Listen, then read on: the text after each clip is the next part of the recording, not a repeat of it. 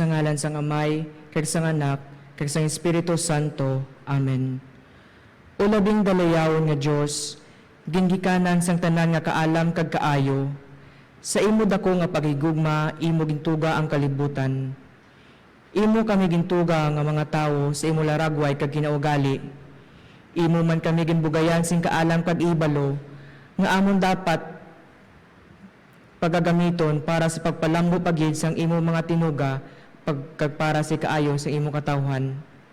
Amon ikaw ginapasalamatan kag ginadayaw, bangod sa mga grasya kag sa imong walay tupong nga paghigugma, nga nagagiya sa amon pagpanglakaton diri sa kalibutan. Amon man ikaw ginapasalamatan sa bugay sang ihibalo kag kaalam, nga kung sa diin kami nga mga tawo nakahimo sa mga makatalinhaga nga mga butang, kag isa na diri amo ang bugay sang internet kag social media. O Ginoo, amo man ginapangabay subo nga tion ang imo hamili nga bendisyon. Bendisyon ni kami kag ang amon mga pinalangga sa kabuhi. Ipahilayo kami sa tanan nga mga panulay kag katalagman. Bendisyon ni man ining amon pagpaambitanay sa naging amon paghuna-huna, agod na sa amon pagpaambit sang amon ihibalo. Kami man unta makabulig ka makahatag kasanagan sa amon mga utod, natuhoy sa wasto nga paggamit sang imo mga bugay sa amon, ilabi na gid sa mga pulong kang mensahe nga amon ginapabutyag sa social media. Kabay unta, ninitanan makahatag sang pagdayaw sa imo labing hamili nga ngalan o Ginoo. Amon initanan ginapangamuyo pabi kay Kristo nga among Ginoo. Amen. Sa ngalan sang Amay, kag sa Anak, kag sa Espiritu Santo. Amen. Mayong gabi mga kauturan ko kay Kristo. Amo ini ay kapito nga dialogue between Catholic Church kag sa iban pa nga Christian denomination sa kaangtanan sang aton pagsaulog sang Year of Ecumenism, Interreligious Dialogue kag Indigenous Peoples. Ako kag ang akon mga kaupod nagapasalamat gid sa sining kahigayunan na ginhatag sa amon para magpaambit man sang amon ihibalo na numungod sa aton topiko subong. Ang topic nga aton pagaistoryan subong amo ang Facebook post. Does your post help and inspire? Mga kauturan ko, akon man kamo ginaagda sa pagprepara sa inyong notebook ag ballpen nga inyong pagasulatan kung may ara kamo sang lesson o kung learning nga nakuha. Mga utod ko kay Kristo, sa inyo tanan nga tagpalamati ka nagaantaw sini, amon man kamo ginatamyaw sang maydaiton nga gabi. Shout out da sa amon mga friends, kag sa amon mga pinalangga sa kabuhi, kag sa espesyal man nga paagi, akong ginatanyaw kag ginapakamahal ang presensya sang akon mga upod karon nga gabi. Si Sister Janessa Tail Giliano from Capiz Evangelical Church and Brother Marlon Campos from Victory Church, Rojas. Karon, makakadto na kita sa aton topiko. Facebook post. Does your post inspire and help? Aton makita sa Facebook ang pamangkutanon na what's on your mind. Kakita, nagapost sa mga pulong nga nagarepresentara sang aton balatyagon kag panghuna-huna, pictures, memes, videos, infographics kag iban pa. Inita na nagapabutyag sang mensahe nga luyag naton ipaambit sa iban. Karon, aton usisaon kag talupangdon ang madalom kag makatalinhaga nga realidad sang pulong kag mensahe. Ang Dios amo ang labing hamili nga tagapahayag kag tagapabutyag. He is the eternal communicator. Suno sa Ebanghelyo ni Juan, sa wala pa natuga ang kalibutan, yara na ang pulong. Ang pulong kaupod sang Dios kag ang pulong Dios. Bangod sa pahigugma, ini nga pulong ginpahayag sang Dios sang iya gintuga ang kalibutan. Apang sa pihak sini, sa pagpamati sang tao sa pagpanglimbong sang panulay, iya ginlapas ang pulong sang Dios sa bagay nga nakasala ang tao kag napahilayo siya sa Dios. Kag ini nga paglapas kag pagpakasala nagpadayon.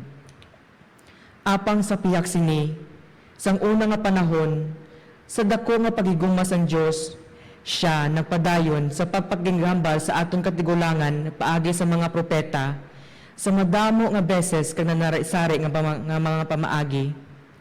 Pero sa sining uli nga mga inadlaw, nakipaghambal siya sa aton paagi sa iya anak. Si Jesucristo amo ang matuod nga laragway sang kinaugali sang Dios. Si Jesucristo amo ang pulong nga nangintawo. Siya amo nagtudlo sang kamatuoran. Nagtawag sa mga tao sa pagpakighiuli sa Dios. Apang sa piyak sini, sang una nga panahon, sa dako nga pagiguma sang Dios sa aton, siya nagpadayon sa pagpakighambal sa aton mga katigulangan paagi sa iya mga propeta, sa madamo nga mga beses kag nanari-sari nga mga pamaagi. Pero sa uli nga mga inadlaw, nagpakighambal siya sa aton paagi sa iya anak. Si Jesucristo amo ang matuod nga laragway kag kinaugali sang Dios. Si Jesucristo amo ang pulong nga nangintawo.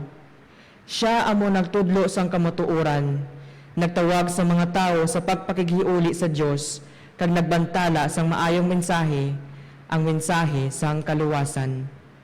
Paagi kay Jesucristo, ang pulong nga nangintawo, gintuga ang kalibutan, kag paagi man sa iya, ginuwas niya ini sa kasalanan. Sa dugang pa, antes ang iya pagkayab sa langit, iya ini gintugyan nga mga pulong sa iya mga sumulunod. Lakat kamo sa bugos ng kalibutan, kag iwali ang maayong balita. Ini nga mga pulong, padayon nga nagapanawag sa aton tanan nga mga hinigugma kag sumulunod ni Kristo. Ato na pamatian kag nibaluan, nga ang Diyos amo ang gingikanan kag modelo sa matudtod nga pagpahayag, pagpabutyag kag komunikasyon. Kag si Kristo amo ang pulong sang Diyos nga nangintawo, nga nagdala sang mensahe sang kaluwasan, amo ang hulwaran sang matudtod nga pulong kag mensahe. Gani, nagakabagay gid nga aton usisaon kag pamalandungan ang mga pulong kag mensahe nga aton ginapahayag kag ginapabutyag sa subong nga panahon. Aton ini pamalandungan sa konteksto sang social media, ilabi na gid sa aton mga Facebook posts. Ang aton bala mga pulong kag mga mensahe nga aton ginapost sa Facebook, nagabulig bala sa aton isig katawo? Nagahatag ini bala sang inspirasyon sa aton isig katawo? Facebook post, does your post inspire and help? Karon, magakadto kita sa una nga pamangkot nga aton pamalandungan. Ngaa sa social media, mas madamo pa sa nagalike and nagashare sa mga wala pulos nga mga videos kag pictures sang sa mga ginapost na nungod sa Ginoo. Ano ang mahatag nimo nga laygay sa mga youth? Karon, aton pamatian si Sister Janessa Tail Giliano sang Capiz Evangelical Church sa iya sabat kag pagpamalandong. Thank you, good Brother Robel, for that very timely and relevant question. This is a very good initiative, gid, no, to tackle topics which are highly relevant and relatable sa aton nga mga youths. But before I proceed, I want to acknowledge the presence of my co-speakers for tonight, Brother Marlon from Victory Church Rojas and Brother Robel of the Roman Catholic Church. It is both my honor and my pleasure to share insights and learn from you both. Good evening man sa mga gapamati sa aton subong as well as sa mga kaupod naton sa FB Live. Thankful gid ko sa opportunity nga ginhatag nga makashare ko regarding sinisang aton nga topic. I encourage everyone to listen and if kaya man lang, take down notes para pwede gid naton ma-apply in the future. It's a very powerful tool. And sa aton situation right now, with all that's been going on, we tend to reach out more through our social media accounts. Even sa current affairs, we heavily rely on what we see online. We can't deny that at this day and age, hindi lang ang mga kabataan taang active sa social media world, but as well as our older generations. I want us to start with a little personal reflection. I would like you to take a pause with whatever you're doing right now and assess your social media consumption. Pagbuktaw mo sa aga, what do you tend to do first thing? Ano gid bala ang gina-prioritize mo? Pagkabalo mo nga you are awake and you live to see another amazing day that God has prepared for you. I want you to ask yourself that question every day. It is a way to keep track if thankful ka sa life nga ginapadayon sa paghatag sa Ginoo sa imo day by day. So let's go back sa question nga given. Nga sa social media, mas damo pa sang mga naga-like kag naga-share sa mga wala pulos nga videos kag pictures compared sa mga post regarding sa Ginoo. This is very true, no?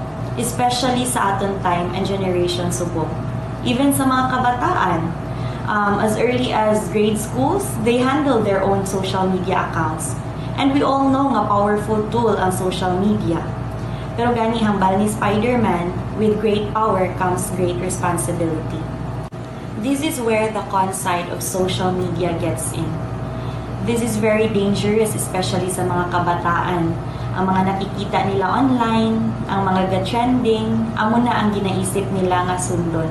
Especially sa mga muni nga edad, where they are very prone to peer pressure. Pag makita nila nga amo na ang mga post nga mas makakuha sila affirmations, or mas nagain sila sa ilang mga barkada, amo na ang ilang mga ginapang-ubra. It is like a form of rewarding oneself. Diba you feel giddy if you receive affirmations in your posts? Padamo-damo kada sa likes, padamo-damo kada sa reacts. And you get that when you share contents which are trending.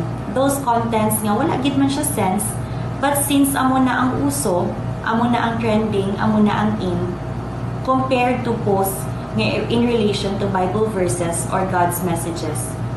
Pag imo na ang imo nga i-share, pagbalik mo isa lang ka like, or wala gid at all, ginagyan-agyan lang, so wala self-gratification, di ba? That is one reason that I see kung nga ang most shared ang mga posts nga technically wala man sang sense kaysa sa mga posts nga regarding sa God or posts reminding to keep us or to keep our relationship with the Lord. Also, in addition to that, we as humans tend to be egocentric. We prioritize what makes us feel good and what gives us the satisfaction. Notice that when we take group pictures, we always zoom into our faces. Aton gidanay nga tsura, aton una ginapangita. Before we look at the whole picture, we take a couple more selfies because one is not enough. It is human nature to want the attention. Ang gusto naton is ang aton story ang mabatian sa social media world. Aton disappointments ang i-console, kag ang aton victories ang i-celebrate. Kag we want everything to look perfect, kaya we don't want to be bashed by others. Nabantayan yun na when you post something, then gamay lang ang nag-appreciate or nag-affirm sa inyo post, you will automatically feel bad, right? Ang outcome sa mga posts ta is affecting us personally. Because social media is still you. Ikaw man na gyapon, and that is what you are allowing the public to see. So we alter ourselves. We alter the story the way how we wanted them to see us. Pero, let us all remember that every story is different from the other, and it will always be the story of God.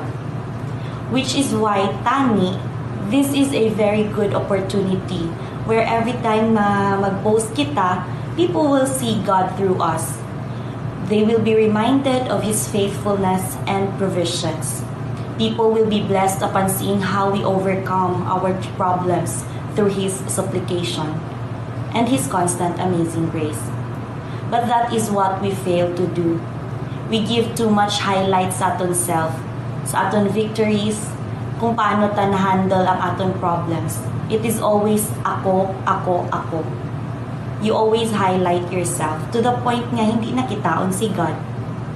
Where is God in that situation? He is being put in the back burner. Hindi na iya nga provisions, kag hindi na ang iya nga goodness ang nakikita, but ours as a human. So, what I want to impart to those who are listening today is that we be responsible. We be responsible to the things that we put or post sa ating social media accounts. Let us be reminded that we are God's messenger. We are entrusted to share and encourage our fellow brothers and sisters to be closer to our Creator. I am not saying that you fill your timeline with Bible verses, shared posts about God, or God's messages. But let's just balance them out. We should set a tone that we are Christians. And as Christians, we do not go with the flow. We do not go with what's trending, but instead, we counter the flow. We continue to reach out, and we continue to deliver the words of the Lord out there. The next time you want to click that share button, ask yourself if the post would positively affect those who would see it. If it does, then by all means, do it. You might not know the number of people that is dying to read a simple encouragement, a simple reminder that we have God in our side amidst everything we are going through. Also, always choose to be an inspiration and a blessing.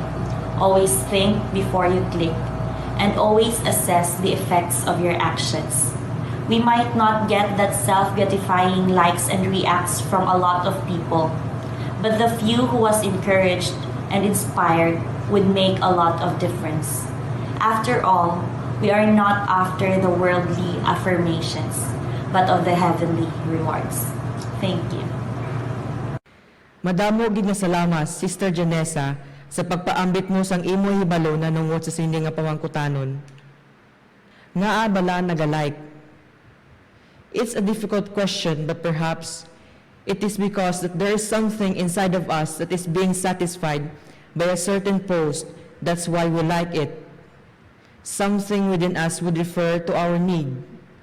May pamangkutanon kita nga gusto naton mabalaan, tapos nasabat ini sang post. Mga pamangkutanon sa weather forecast, updates sa government, sa showbiz, sa sports.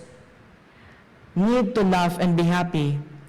That is why aton ginalike ang mga memes kag mga funny videos. It could refer to the longings and desires of our heart. Sa mga food lovers, muna ginalike naton ang mga food delivery apps, mukbang videos, o kung ang mga idol kag crush naton, na tanan nga post nila aton na ginalike, flood likes, o kung gina-heart reacts pa. Kaangay sang ginhamba ni Sister Janessa, madamo pagid nga psychological reasons kung nga nagalike ang tao sa mga post. Ari kita subong sa moderno nga sibilisasyon nga ginatawag nga media generation. Ini nga virtual world bukas para sa tanan nga mga tao. Kag diri nga realidad, ato makita ang mga nagkalain-lain nga mga post kag gina-share sa mga tao. Pero nga abala mo ni ang aton mga gina-post. There is a saying, always begin with the end in mind. Ini nga end, nagarepresentara sang aton aim, goal, purpose o tinutuyo kung nga ginaobra naton ang isa ka butang. Kag ini nga goal or end in mind, nagadikta kag nagagiya sang aton ginaobra. Ayan amo man ini sa aton pag-share sa Facebook, ang aton purpose, ang aton tinutuyo, nagadikta man sa kung ano nga mga bagay ang aton gina-post sa Facebook. Kung tinutuyo naton magbaligya o kung magbakal, aton ginalike kag gina-share ang mga butang na nungod sini, mga buy and sell sa mga puppies, sa mga ido, motor parts, bike, dress, etc. Kung tinutuyo naton magpakita sa aton dancing skills, aton gina-share ang aton mga TikTok videos dira. Isa pa gid sa mga katuyuan is to express ourselves, to share ang mga ganap naton sa aton kabuhi. Kadamo, kag nanari-sari ang mga tinutuyo sang tawo nga sa baylo nagadikta sa kung ano nga post ang ila igapaambit sa Facebook. Apang karon, luyag ko hatagan igtalupangod ining tatlo ka tinutuyo, tatlo ka realidad, mga butang nga dapat nato natagan importansya sa aton pag-share, sa aton pag-post sa Facebook. Information, communion, and mission. Information. Ang Pastoral Council for Social Communication sa iya sulat na nunggo sa Church and Internet nagsiling. Social communication must greatly contribute to the enrichment of men's mind. Nga kung tani, Ang aton mga post sa Facebook magbulig man sa pagpalambo pagid sa hibalo sang katawhan.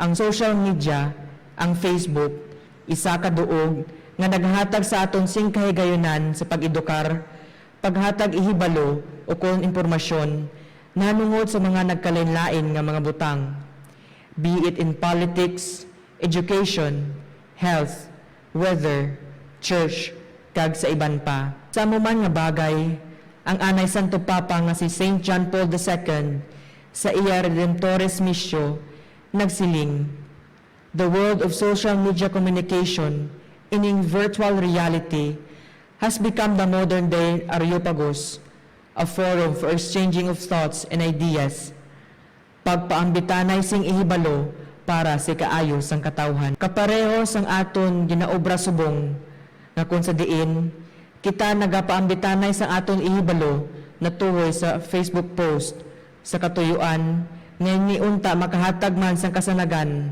kag para man sa kaayo sang katawhan. Ang atong bala mga post sa Facebook, informative, nagahatag bala ini ihibalo para sa kaayuhan sang tanan.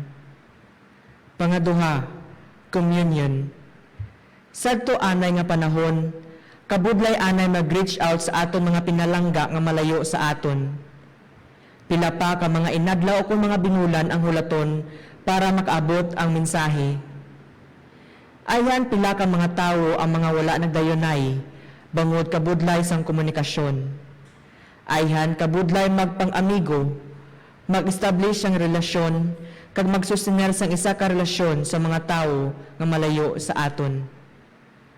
Apang lain na sa subong nga panahon. One click away na lang, makasend na kita sang message.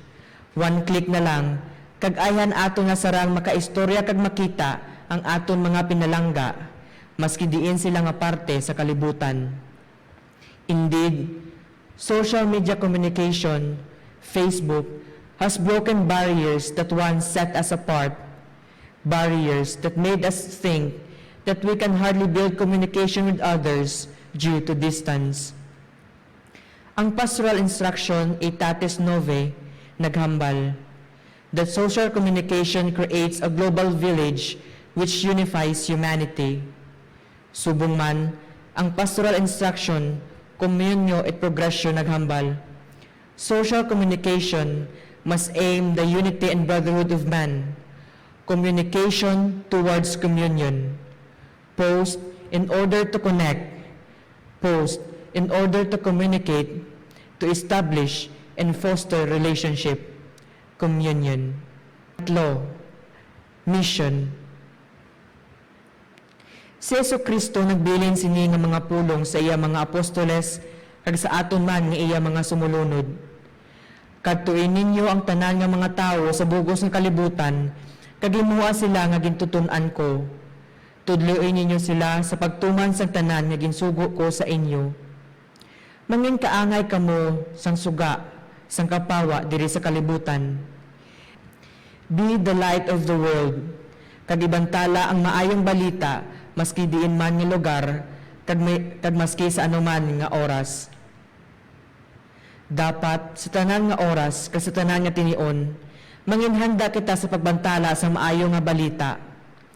It is an imperative then for us to permeate our daily lives with Christian spirit. Sa sini nga kaangtanan, ilabi na gid sa aton panahong subong, nga kakalupos na lang gid mag-reach out kag mag-communicate sa iban bangon sa social media, kag bangod man sang COVID subong nga naghatag sa aton sang kabudlayan, mabudlay kag limitado lang ang mass gathering.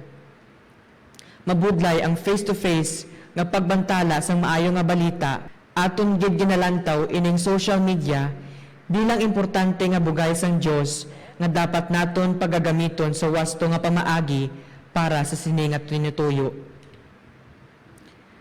Ang Vatican II sa iya sini-decree on media of social communication inter mirifica nagasiling nga ining social media kabay pa kun tani makabulig sa pagpalambo sang aton spiritual nga kabuhi paagi sa aton pagtambong sa misa kag pagpangamuyo sa sining panahon sang COVID kag sa pagbantala sang pulong sang Dios, pulong sang Dios nga nagahatag sa aton sing katawhayan kag paglaom sa tion sa mga pagtilaw kag nagagiya sa aton tanan padulong sa kaluwasan.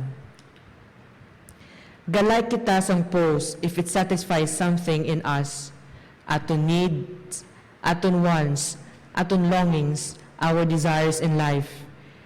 Ga-share kita sa mga pulong, mensahe o post depende sa aton mga tinutuyo.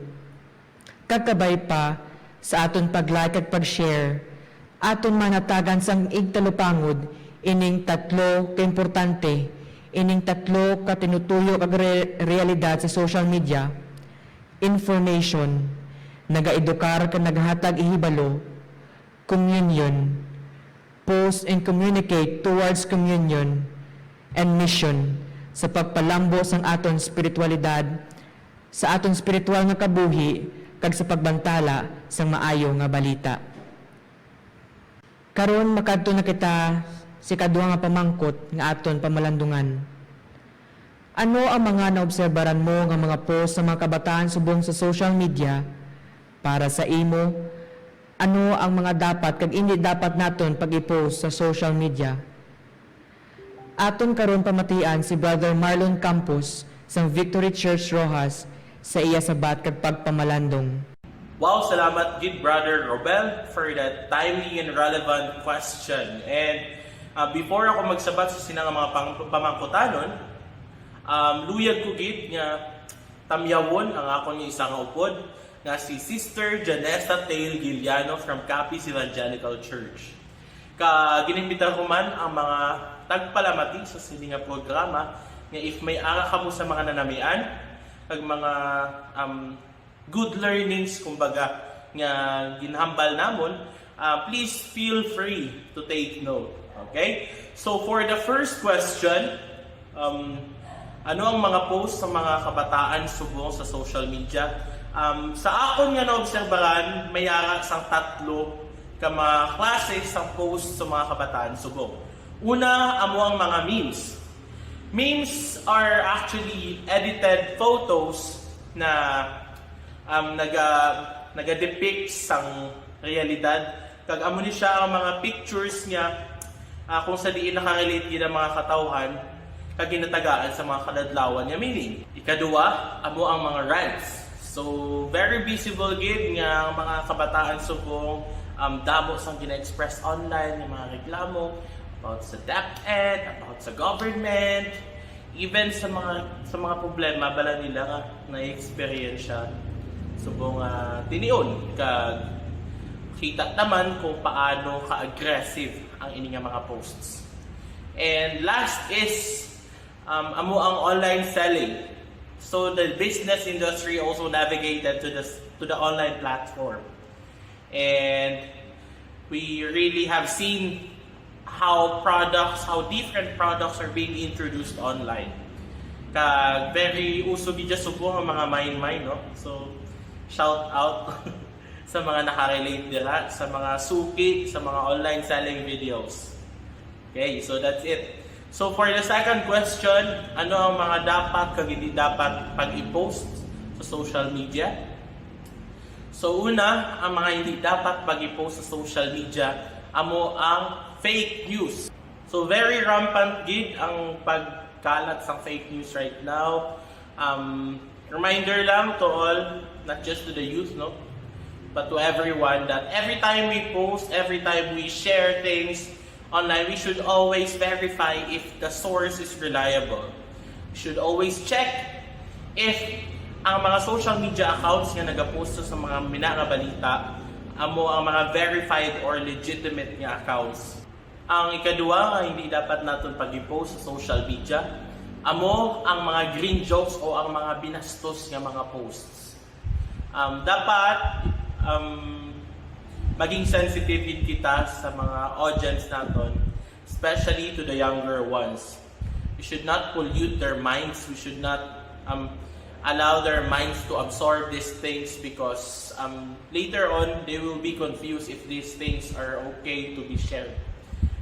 Dapat naman nga, in as much as possible, maging pure man kita online.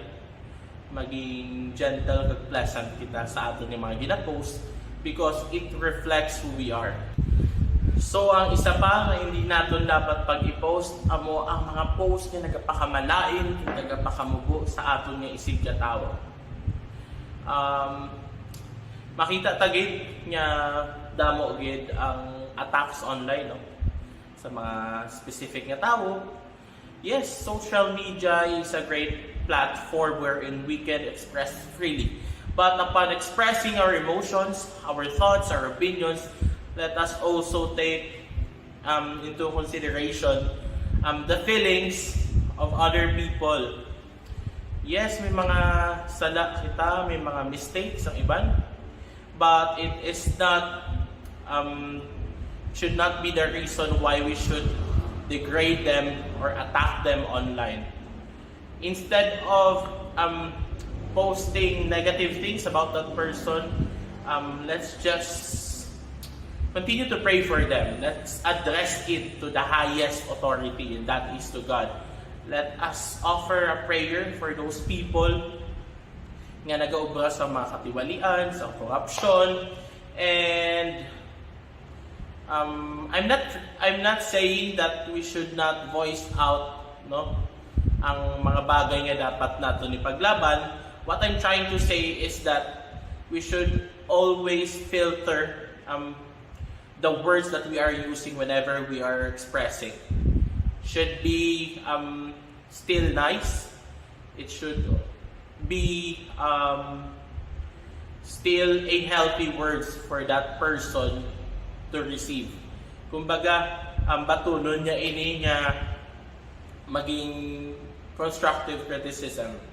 So para naman sa pamangkot nga ano ang dapat i-share online.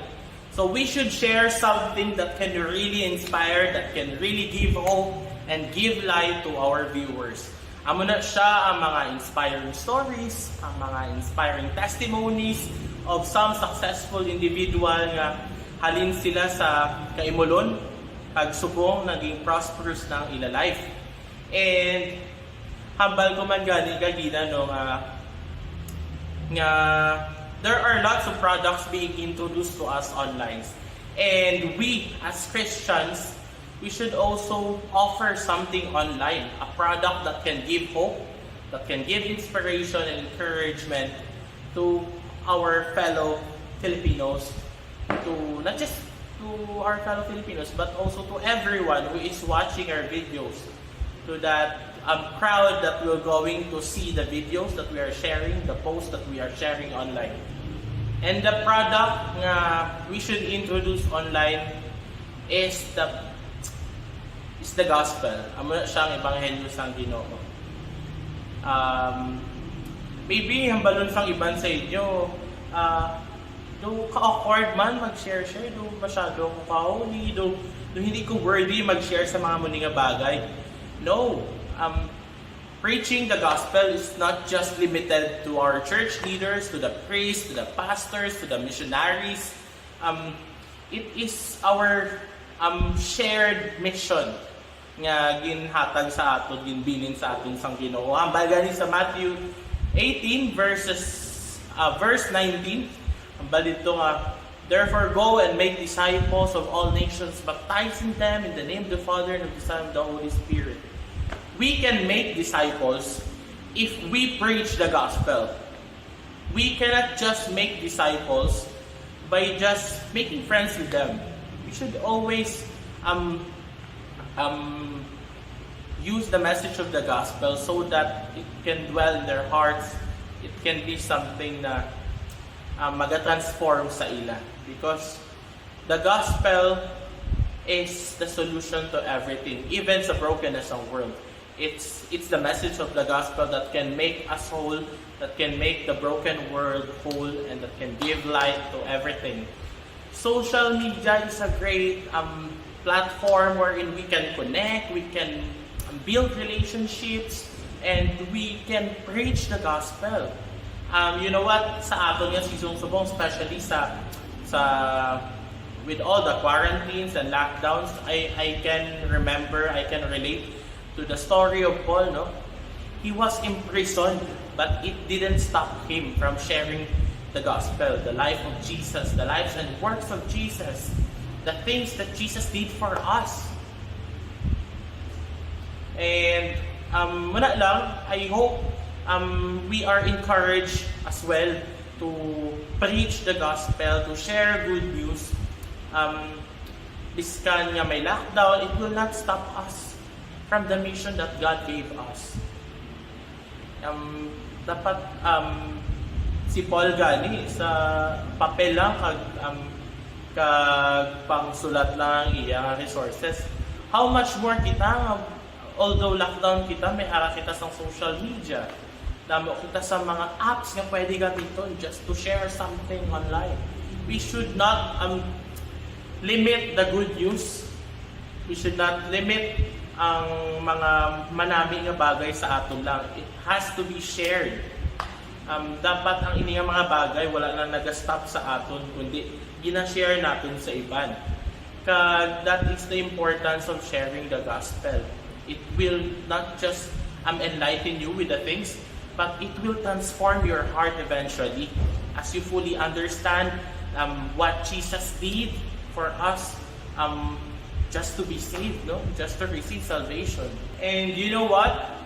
Sharing the gospel, there will be lots of attacks, there will be lots of executions, but let's remain firm in our faith.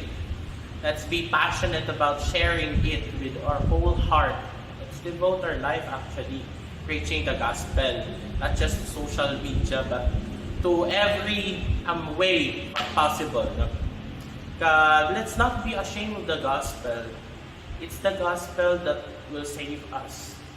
It is the message of the gospel that will really help us to survive. And ang gospel, amo na siya ang sabat sa tanan natin yung mga pamangkutanon eh. It's also our secret para ma-survive dagid ang mga challenges of life.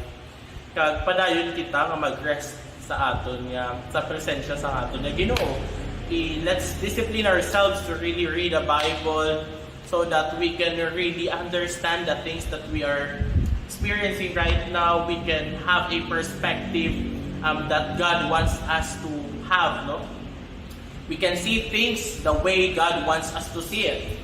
And through the gospel, we can really be more understanding, and we can be a person that can really understand, that can really listen without judging others.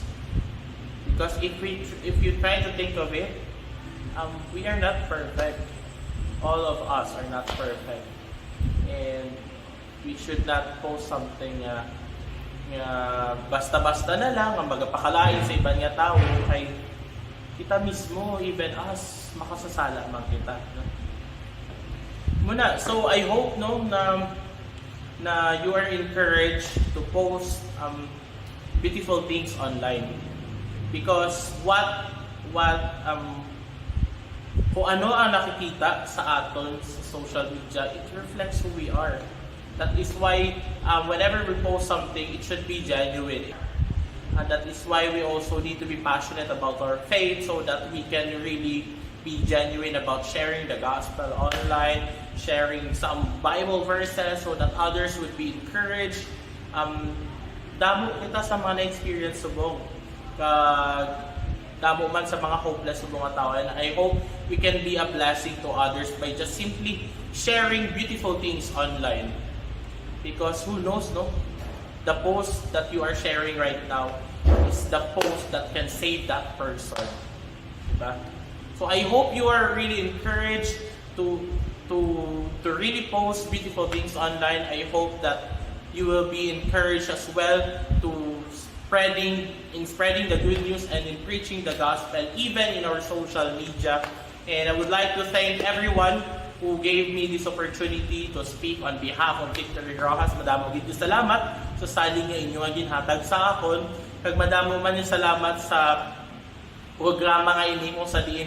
We can really have a healthy discussion about different topics that is relevant to us.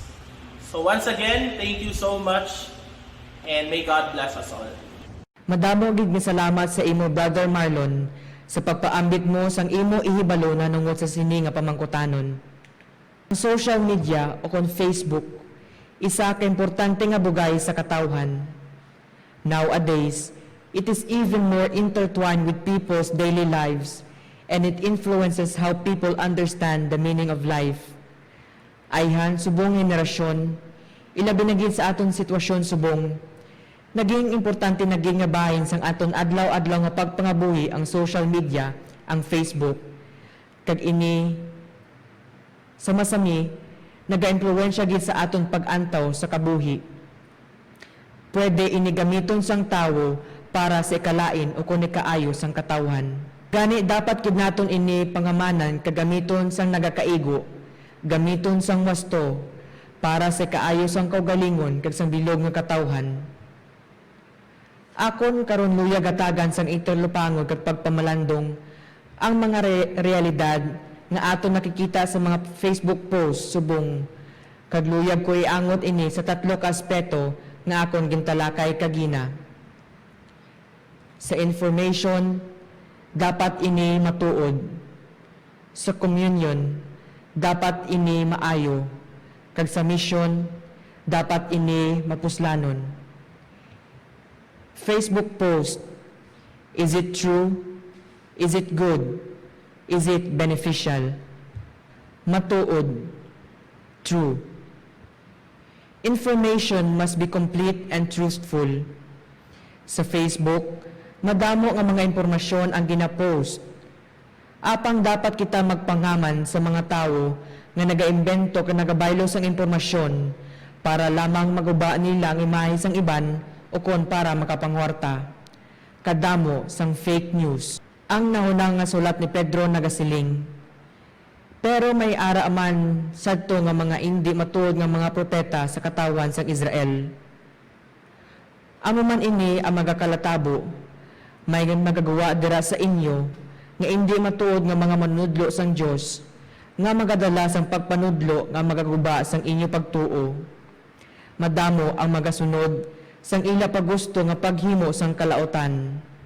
Kag tungod sa ila, pagkakalainon sa mga tawo ang kamatuoran nga aton ginasunod. Dapat kita magpangaman sa mga fake news.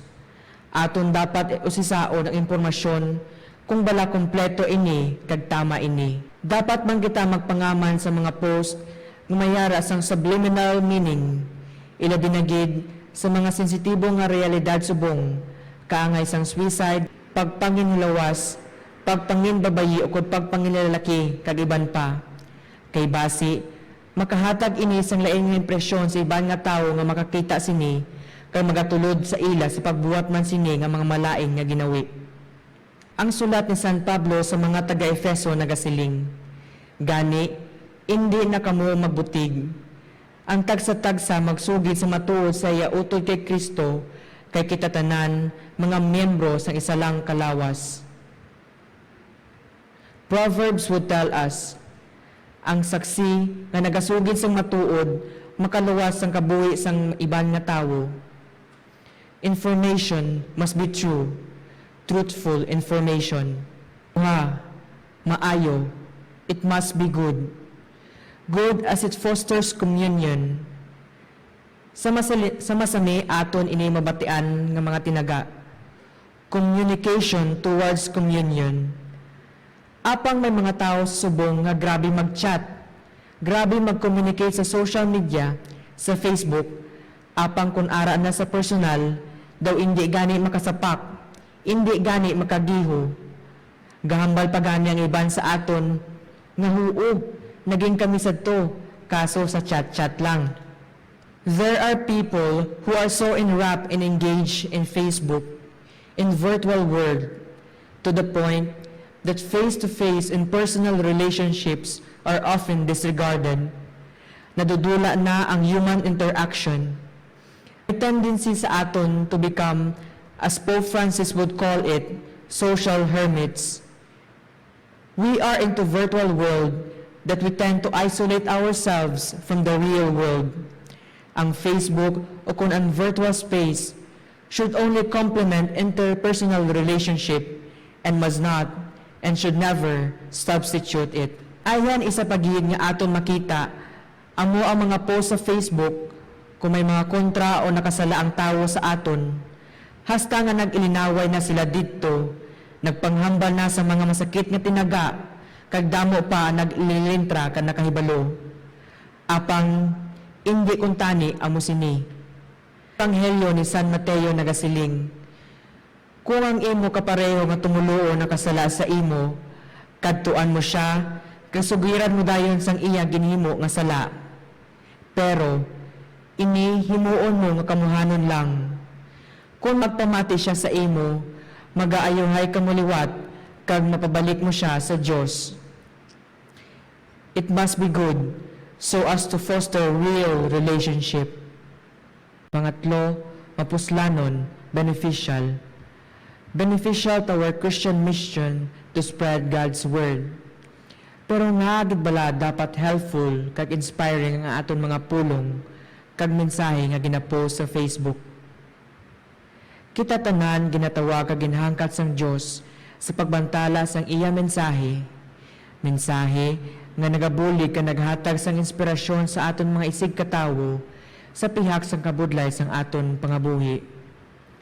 Ang sulat sa Hebreo nagasiling, kag tinguhaan tagid nga mapukaw ang balatyagon sang kada isa nga magigugma sa iya isig katawo kag maghimo sing maayo.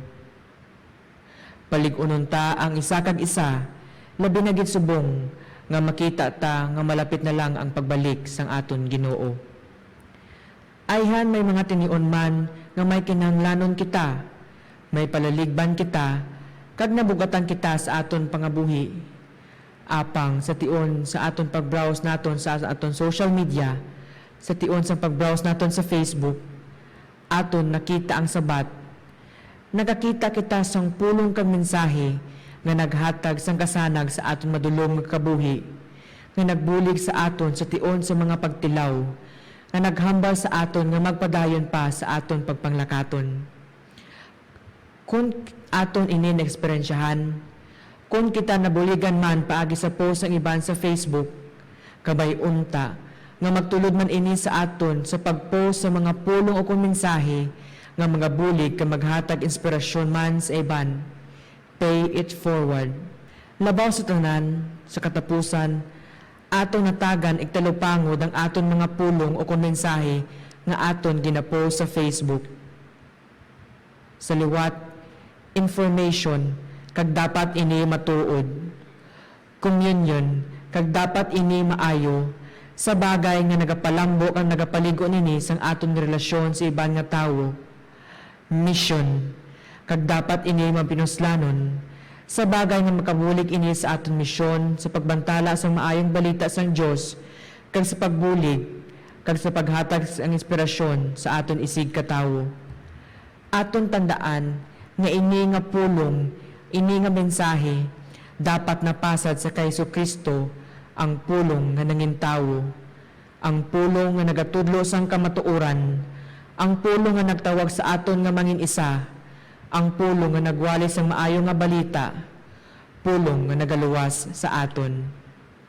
Mga utod ko kay Kristo, ang mga pulong, ang mga mensahe nga aton ginapost sa Facebook o kung sa social media, may dako nga gahom sa pag-impluwensya sa kabuhi sang aton isig katawo.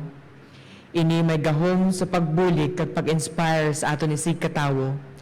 Gani, #make your post count, #post with purpose, #post and make a change.